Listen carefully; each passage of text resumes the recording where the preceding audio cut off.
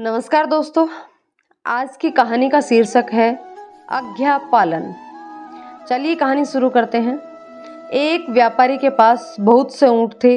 व्यापारी ऊँटों के पास के जंगल में चरने के लिए भेज देता था, जिससे उसके चारे का खर्चा बचता था। उनमें से एक ऊँट का बच्चा बहुत ही शैतान था। उसकी हरकतें पूरे समूह की चिंता का विषय थी।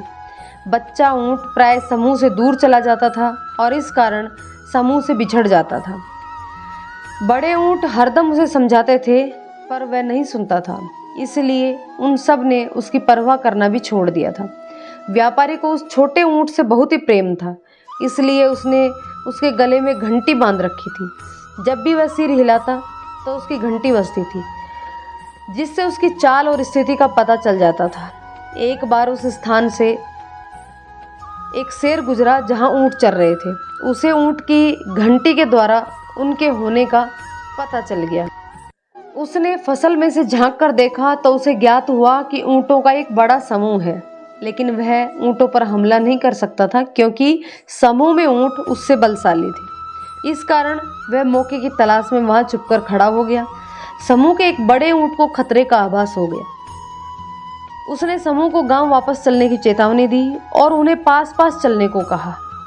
ऊँटों ने एक मंडली बनाकर जंगल से बाहर निकलना प्रारंभ कर दिया। शेर ने मौके की तलाश में उनका पीछा करना शुरू कर दिया।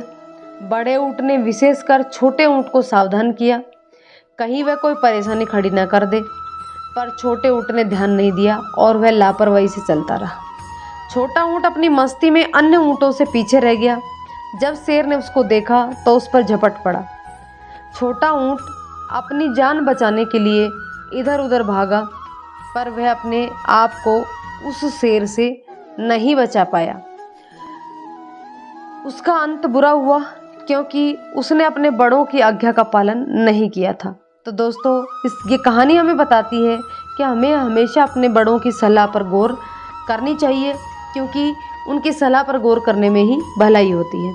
तो दोस्तों, ये प्रसंग आपको कैसा लगा कमेंट करके ज़रूर बताइएगा। पसंद आया हो तो उसे लाइक और शेयर कीजिएगा और चैनल को सब्सक्राइब जरूर कर लीजिएगा, क्योंकि इसी प्रकार की अच्छी और मोटिवेशनल स्टोरियाँ आपको इस चैनल पर मिलती रहती हैं। धन्यवाद।